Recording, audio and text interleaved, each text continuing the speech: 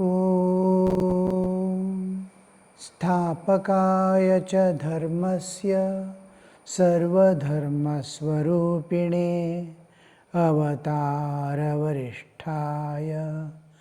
रामकृष्णाय ते नमः।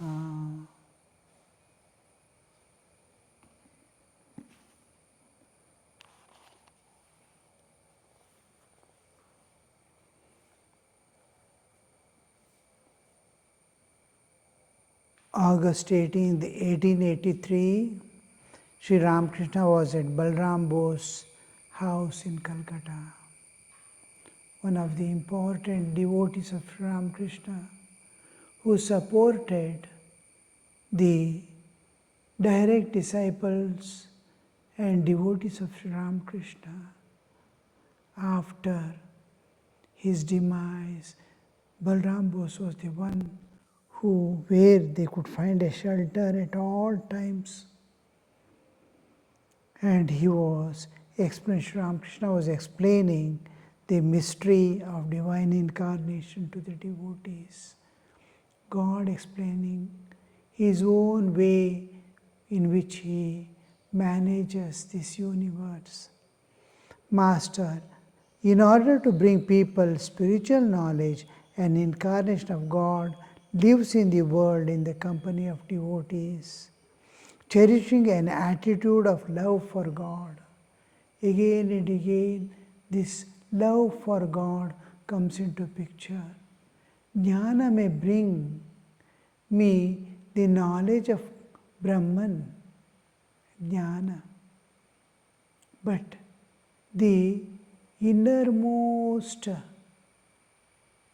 my existence flowing and merging in the Absolute, merging in God. I am like a river, longing somewhere. You see, every river keeps on flowing.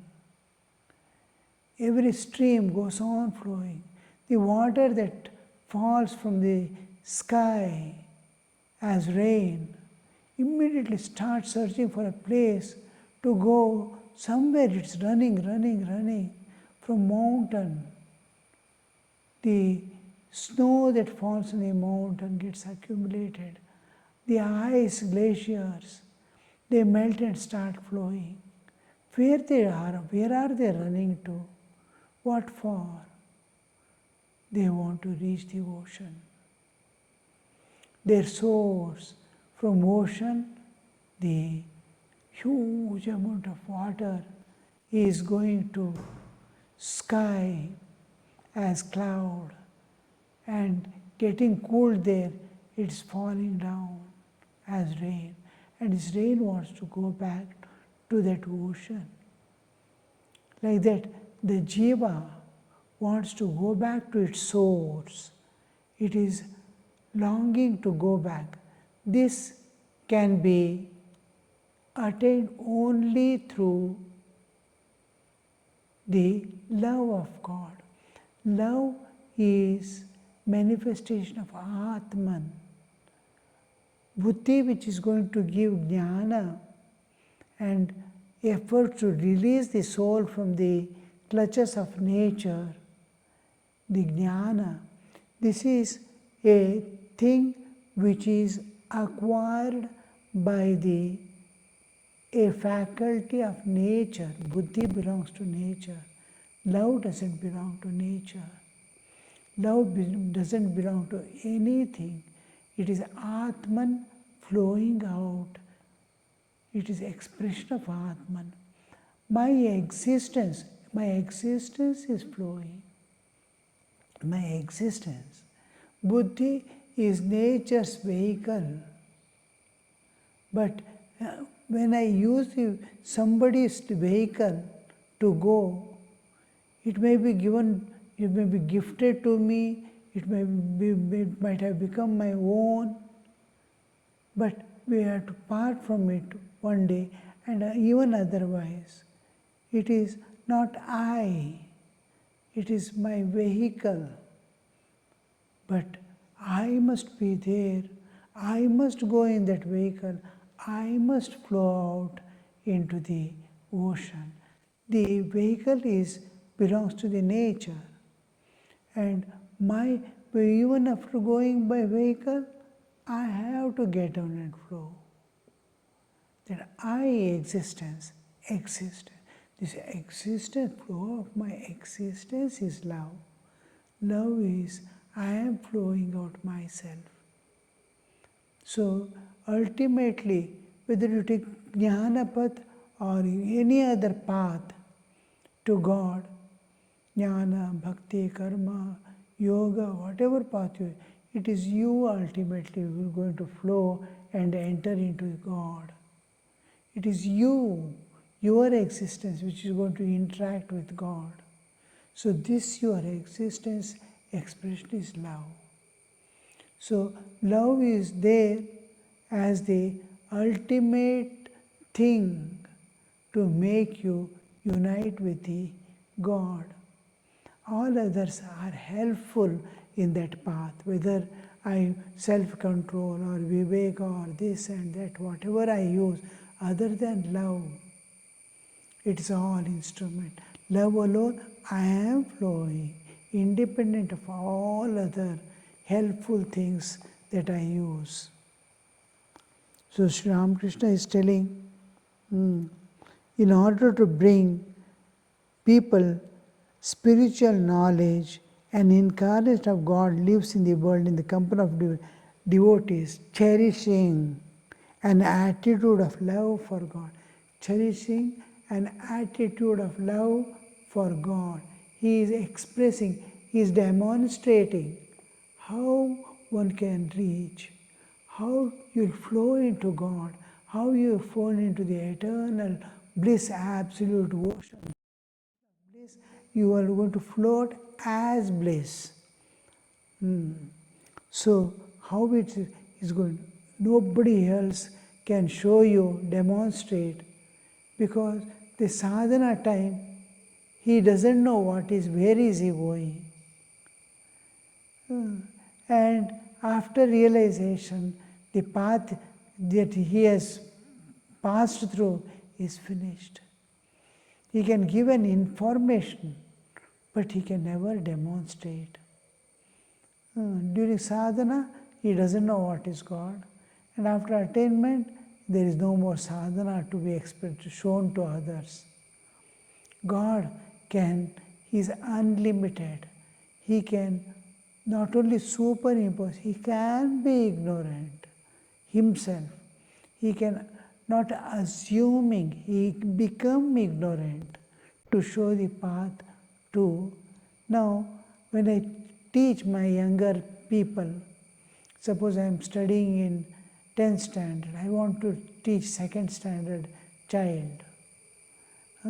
I sit with him, I go on repeating the tables, 1 into 1, 1s are 1, 2 2s are 4, all these I am going to repeat. Like a child with child, I am going to repeat all these things. I am going to do all the problems. I am assuming to be of that level. And we are making. Now when we go to the any classes, musical instrument class, he comes to the lowest level of teaching. Suppose tabla, da, din, da, din, da. Harmonium is sa, re, ga, ma, pa, da, ni, sa, same thing. We cannot know what does he know. Oh, this Sarigamapadisa, I already know how we feel. As we go deeper and deeper, he comes out like a expanding, ever expanding, and its depth can never be known. A knowledge. As we come up, we start seeing varieties of things coming out of which we did not know, and oh, this is our whole thing. It looks like, because the guru, the teacher, comes to the disciple level and expresses what he needs. But here we see he is assuming. Now he will not become a student again. He has learned, he has mastered. He is assuming this lower level to teach that person. The same thing with me. You will go on playing Sarigama-Padanisa, Sanidapa-Magarisa, Sarigama-Padanisa, Sanidapa-Magarisa. Go on. Suppose a musical instrument, harmonium or sitar or anything, veena, he goes on playing with us as if he doesn't know anything else. He is assuming. God is not like that. God actually becomes a student who doesn't know music and begins to show how the child grows, how knowledge manifests from within. So it is, God can not only assume, not only put up and come to the lower level, but actually he can become. That is the difference between the incarnation coming down and teaching us, and actually Pāti walks and shows with all limitations that an ordinary soul has got. Otherwise, he is already free. What he is just teaching something which is no. It's showing actual path with which we move. So here we see lot of difference how the God is showing, assuming, is taking upon himself, being with devotees as if he's cultivating love for God. An attitude of God, love of God, is maintaining. Cherishing an attitude of love for God. It is like going up and coming down the stairs after having once reached the roof. In order to reach the roof, other people should follow the path of devotion. All have to ultimately come to devotion. As long as they have not attained knowledge and become free of desire.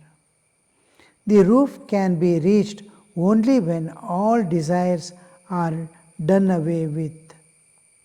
The shopkeeper does not go to bed before finishing his accounts. He goes to sleep only when his accounts are finished. Half he cannot leave. To him, a man will certainly succeed if he will take the plunge. Success is sure for such a man.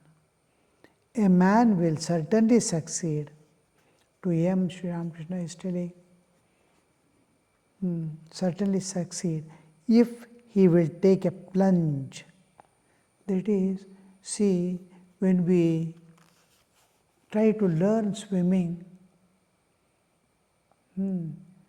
nobody will allow us, nor we are daring to plunge into water. But a newborn baby or a child which is just come to the understanding level, if the child is put into the water, he struggles. His struggle is of different way, natural. Almost all animals have natural tendency to swim in water. A newborn puppy, if you put newborn cub, if you put in water, immediately to start swimming. But human needs lot of training. But even then, the human also, if it is in small age, before the fear and anxiety catches hold of him, if you put in water, small amount of water, it will start playing, and within no time it learns. Shortest, because fear is not there, anxiety is not there, and a child learns very fast. That plunging is necessary. Many people, modern people, throw the child into the water and see that it doesn't sink or doesn't take the water inside. The child immediately and is supported. He gets immediately support if he is sinking. But throwing into the water few times makes him courageous enough to struggle to swim. Here, the taking plunge, Sri Ramakrishna asked Naren, this ocean of Amrita, there is a glass of nectar. He gives the example of madhu, honey, and you are a house fly. How do you drink that nectar in a glass? He says, I will sit on the rim and drink that. Why do you say so? Why don't you get plunged into it? He says, if I get plunged into it, I will die. He says, Sri Ramakrishna says, how is that? It is a ocean of immortality. It is going to destroy your mortality.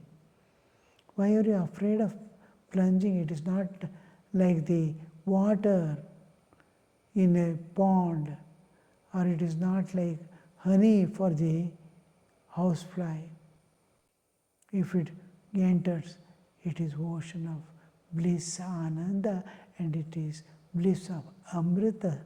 Amrita is lack and destruction of mortality. There is no more death. Immortal. So we have a plunge. Don't hesitate to plunge in God. Don't hesitate to plunge in sadhana. Don't hesitate to plunge in anything, scriptures or anything connected or related to God. Success is sure for such a man. When we were coming out of training center, Vireshwaranji Maharaj, the president, then the president, it was 1984. We were coming out and one of the brahmacharis asked, now we have studied a few scriptures, what do you advise us to study after going back? Maharaj said, what do you mean? Whatever you have studied now, any one line of that, any one sentence, any one expression of the scriptures, Bhagavad Gita, one shloka, if you can plunge into it, you will realize God. One utterance of Sri Ramakrishna, if you plunge in it, it will be. There is no need to study a lot, but there is a necessity of plunging into it. So that plunge, it will make you succeed. Well, what do you think of the worship conducted by Keshav, Shivnath and other Brahmo leaders? Sri Ramakrishna is asking them, they are satisfied, as you say, with describing the garden, but they seldom speak of seeing the master of the garden. Describe the garden is the beginning and end of their worship. Master, you are right. Our only duty is to seek the master of the garden and speak to him. The only purpose of life is to realize God. Sri Ramakrishna is clearing. Now, it is neither a criticism nor a comment. Sri Ramakrishna asking a question. His observances. It is a thermometer to know the temperature. Sri Ramakrishna asking a question, what state that M is there? How has he absorbed? Well, the truth, I have told so many, he is writing down. He is supposed to understand what is the innermost. When we read a scripture or anything, hear a lecture, the depth with which I am absorbing. Suppose I am attending a lecture, we should not be satisfied even with what is being told, what I am hearing, but what is the intended meaning, what is the background from which the speaker is telling. When Guru tells something, it is not what is told, but is what is intended, because truth cannot be told. It is an expression.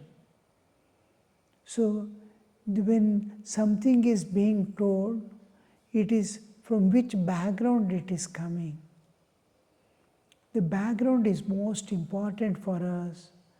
Where is my Guru standing? When I hear the lecture, where is that person standing and talking? What is he wants to convey? Because on the other side we can't see. What is within him, what is behind him, what is beyond him cannot be seen. It is only utterances. And utterances, if we leave there, it is a physical meaning of the scriptures or telling something. Slowly it becomes blah blah. Something is telling.